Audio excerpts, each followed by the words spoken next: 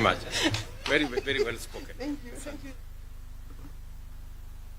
Thank you very much, Alice. Please, let's take our seats. Good afternoon, everybody. Welcome. I can see the passion around housing is getting infectious. I think my minister now speaks from the heart about housing, and I'm really encouraged that we all are beginning to focus on the right things for our country. So, Madam Waziri, the CSS present here, the Governor of Central Bank and your team, Mr. Chairman of Central Bank, IG and your team, the good people of the leaders of Nairobi, and stakeholders in this space. Good afternoon again. I am very happy to preside over this occasion. And I want to thank the Central Bank of Kenya for coming on board this police housing complex, a landmark project, and a shining example of what innovative and collaborative partnerships can achieve. This modern complex, comprising 210 fully furnished units, 200 two-bedroom and 10 three-bedroom apartments, will provide dignified, decent, and quality homes for police officers attached to the Central Bank. It marks a significant step towards and forwards in restoring the pride and dignity of our law enforcement officers by granting them access to living conditions befitting the noble role that they play. This project was born of an innovative memorandum of understanding between the Central Bank of Kenya and the National Police Service. Under this arrangement, CBK leased 4.1 acres of land from the National Police Service for 60 years to build this housing complex. In return, CBK committed to constructing the National Police Leadership Academy in Ngong, Kajiado County, a facility I had the honor of commissioning in December 2022, and which is now fully operational, training senior police officers. We were informed this morning that that institution is now the premier training institution for commanders of our National Police Service, as we equip them with skills and knowledge on how to better manage the security situation in our country. These two initiatives serve as a compelling proof of the impact of strategic reciprocal partnerships across government institutions in delivering lasting national value. I have had occasion to have conversations with prisons as a department, with other institutions of government, with the county government, as we look at how do we have land and space for us to do affordable housing. What this relationship between the police and CBK tells us is that it is possible for government to work together, different agencies, different departments, so that we can unlock value from the assets that we have. There is absolutely no reason why a government agency can hold onto land that they are not using appropriately if another agency of government can unlock the value from that land, and value that is shared between the two institutions. And therefore, I want to encourage more partnerships, more understanding between the different agencies of government. I remember, for example, in Kitale, the prisons gave us land upon which we are now doing affordable housing. I remember in Kisii, we are discussing with the prisons department. Just last week in Homa Bay, we are discussing with swapping land between prisons and other agencies so that we can develop a center of excellence in Tom Mboya University in Homa Bay, and many other areas that collaboration and partnership is unlocking huge opportunities for growth in our republic. The ripple effect of these projects are both far-reaching and impressive. During construction, the CBK housing complex created over 500 jobs daily, employing more than 1,000 Kenyans over a 2-year period.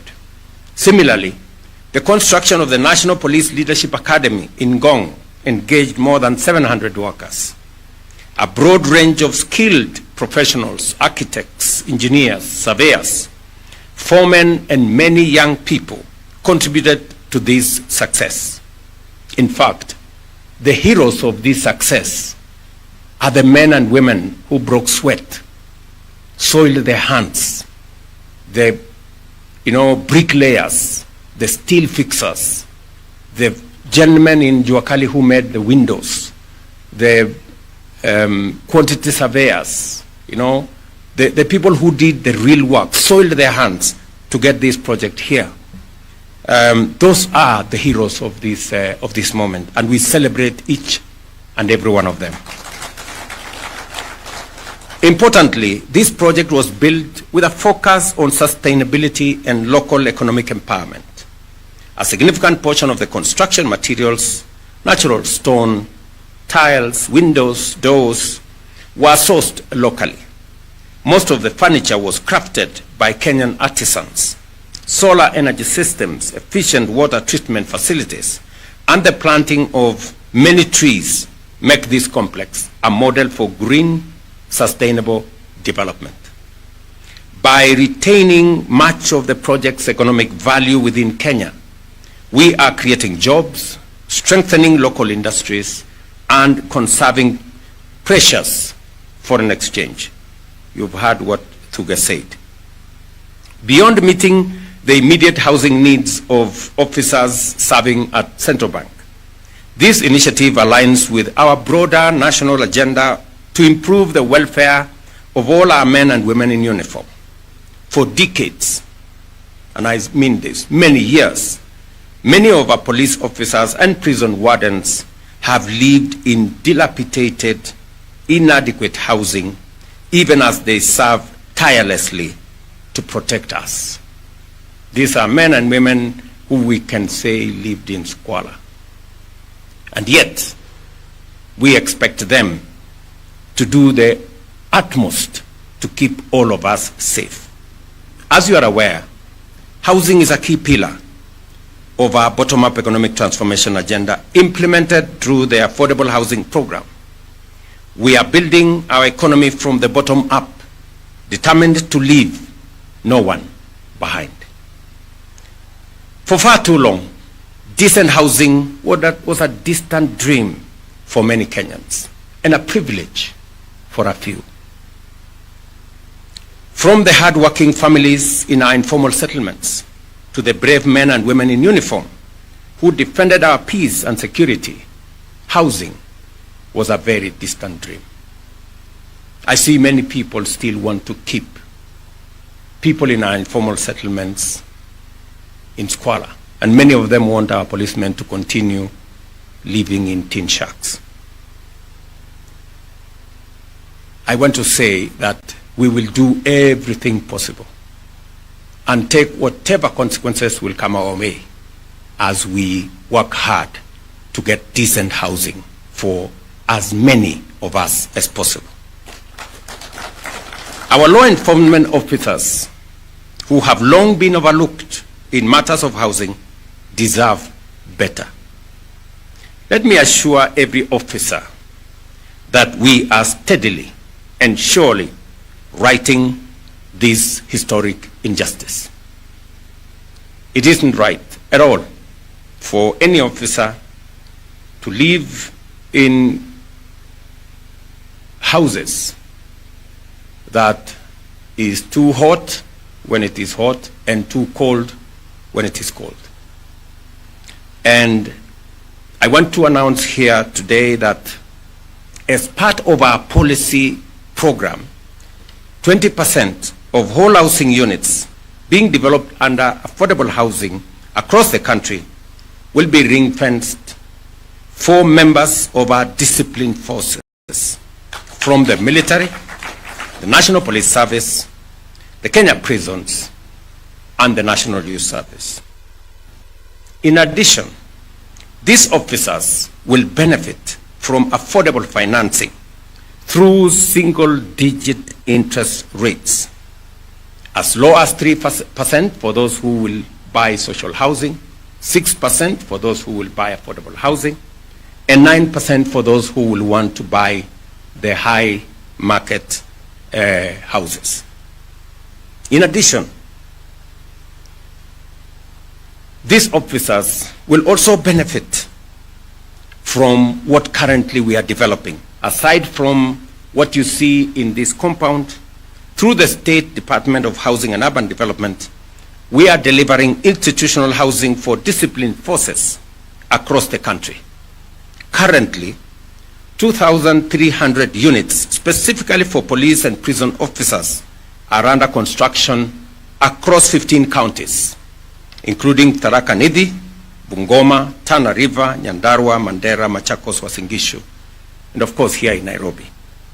I was with Kanja in Tharaka Nithi the other day to hand over units for our policemen and women, so that either you have a facility to buy a house, to own, or you are staying in a building, in a police station that is not what we have seen before, that is decent and that is livable.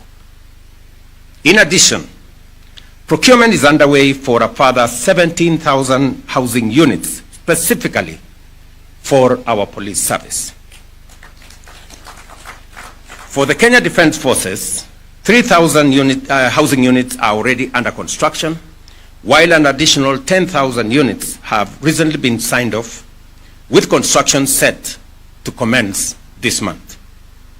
Planning is also underway for a further 10,000 housing units for our KDF personnel. As you all know, many of our men and women in uniform from KDF live in all manner of places, and sometimes it endangers them and undermines their ability to provide the most critical part of the security of our nation. And therefore, under this whole housing program, we are bringing them on board. And just for the record for all of us, all these houses will be paid for by whoever it is that will be benefiting from these houses. And therefore, the element of sustainability has been built into this program, so that the affordable housing fund is not undermined in any way. Any development we are doing, whether it is affordable housing or social housing or institutional housing, like what we are doing for the police and the prisons and the KDF, or for that matter the markets, or for that matter the hostels we are doing for our students across Kenya, all of them will be paid for either as mortgage or as rent to own, or different formats. But at the bottom of it is that all this money will be used sustainably. And I am very clear in my mind that that is what will change our nation. These investments aim to replace old, dilapidated structures with modern, livable housing, and in so doing, uplift the morale and effectiveness of our security personnel. I extend my heartfelt gratitude to the members of our disciplined forces for their unwavering sacrifice and steadfast contribution to nation building. You serve not only by upholding the law and ensuring that peace and order prevail, but also by dutifully contributing to the housing levy. Your dedication has not gone unnoticed, and your sacrifice is deeply valued as a vital pillar in our journey towards a stronger and more dignified Kenya. We recognize the unique sacrifices you make and often serving far from your homes and families, standing guard so that the nation may thrive. It is for this reason that we are committing to providing decent, permanent housing units such as the ones we unveil here today. They offer more than shelter. They provide the assurance that even when duty calls and sends you far away, your family will dwell in secure, dignified homes at peace and with a sense of belonging. Ladies and gentlemen, I must commend the Central Bank. I mean, surely, Chairman, Governor, and your team at the Central Bank, what you have done here is phenomenal to make sure that as our policemen and women help you provide security and secure our Central Bank and all its assets, you too have given back by making sure that they have this decent and dignified housing so that they can better serve you as they serve the nation. I must also commend Central Bank for the leadership in our financial sector. Mr. Governor and your team, I must say congratulations. You have led with a lot of focus. I know we continuously consult. I have told you where we should go, and you have been phenomenal. I know some of the time I have pushed you hard, but because you have a lot of experience, sometimes you have said no. And I take no with a lot of grace, because I know that this is good for all of us. And we will continue. I mean, what Treasury and Central Bank have done in the space of our economy, many people would not appreciate that the fact that we now have a stable economy, that for the first time ever in the Republic of Kenya, we have reserves of $10.3 billion. It doesn't come easy. Again, for the first time, for over a year, our exchange rate is stable, and our inflation has been managed. I must commend the many people who have made this to happen. The farmers have really gone out of their way, because the biggest contributor to inflation is the cost of food. And the fact that our farmers have gone out of their way, and I speak as a farmer myself, they've gone out of their way to produce food for the nation. And it has helped significantly reduce inflation from what you had in 2022, 9.6%, to 3.8% this month. And many other actors, the people who have contributed working, you know, the community health promoters who have gone out of their way to make sure that something is happening around our health infrastructure. The many people in our construction sites, the masons, the carpenters, the steel fixers, many people don't appreciate those people who make the wheels of our economy turn. Those are the heroes. The farmers who wake up early, the people who work in all our sites, the people who wake up go to work, those are the people who turn the wheels of our economy and make us who we are. And they are, in my very honest opinion, the heroes of our nation. I know there are many Kenyans out there. Just over the last 1.5 years, 390,000 Kenyans have left their homes to go and work outside Kenya under our program on labor mobility. And it is the reason why our remittance has moved from $4 billion to almost $5 billion, 4.9 something billion, because they are making that contribution. They are working in different parts of the world, because if there is an asset we have as a nation, it is our human capital. And it is the reason why spending additional money in our education sector is something that I will continuously do. It is the reason why we are, by January next year, we will have hired 100,000 new teachers, because they are the people who train the workforce of the future. The people who are working in all these spaces would not be working in those spaces if they weren't, if it wasn't for our education system. Whether we are training them in our TVETs or our universities or in our Kenya Medical Training Centers and in all the other places, we wouldn't be having those people. It is the reason why we now have a student-centered higher education facility that makes sure that we treat every student as a student, and we make sure that students from poor families are supported adequately so that we leave no child behind. It is the reason why we have changed and made sure that any student from a poor family gets 90% scholarship to go to a TVET or a university, so that they don't drop out of school because of the inability of their parents to support them. It is the reason why we must continuously do affirmative action to carry everybody and leave no one behind.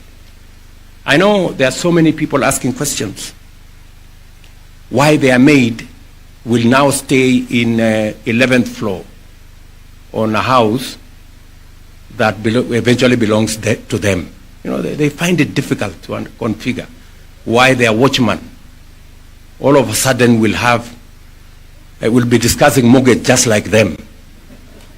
You know? I mean, that's how we carry everybody and we leave nobody behind. Only that his mortgage will be 3,000, your mortgage may be 50,000, but you know it's a mortgage anyway. So, and we are all discussing the same thing. So really, that is the problem I have with some people. They are wondering why I have all of a sudden gotten the people who would not ordinarily be in that space to be in that space. But that is how we transform a nation. I like what Governor is saying, that even as you are here, you are thinking about how Nairobi should work and how we, all of us, should contribute towards a working city. That's as it should be, my friend. Welcome to the club. Shortly you will be called Zagai also. There's no problem. You know, but it's better to be called Sakayo and get things done. You know, so this is why we need to get the country moving. And I want to thank many Kenyans, you know, who see things positively, who are working with us towards making things work. You know, as I said day before yesterday, citizens can now pay for their contributions to share. Those, of course, who cannot afford to pay, we have said we are going to pay for them as government. But those who have been assessed and they can pay 300 or 500 or 1,000 or whatever it is, we are also giving them another option, that if they don't have the full 1 year premium, they can pay monthly. You know, and now we've given them an exit. As I said the other day, you can now lipa sha pole pole, you know, and you just need to go to *147# and you will travel the journey and you will be able to be covered. The good news is that today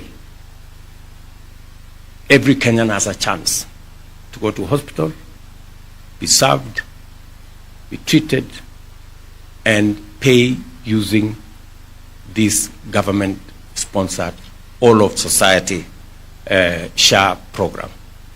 And the testimonies are all over the place.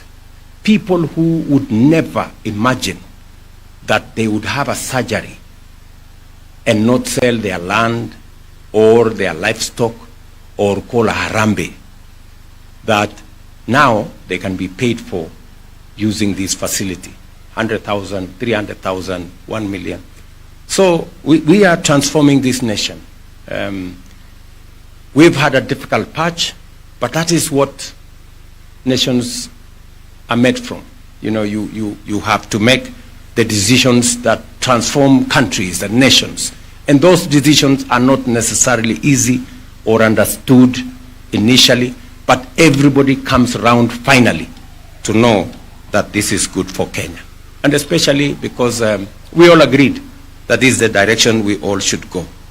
So, ladies and gentlemen, I don't want to belabor the point. I have said what I wanted to say. This is a beautiful moment for us as we celebrate this housing complex, and therefore it is now my distinct honor and privilege to officially declare CBK Police Housing Complex officially open, and now from July 1, we will have new occupants to this place. I wish them well as they come here. Thank you very much, and God bless us. Asante. Another round of applause.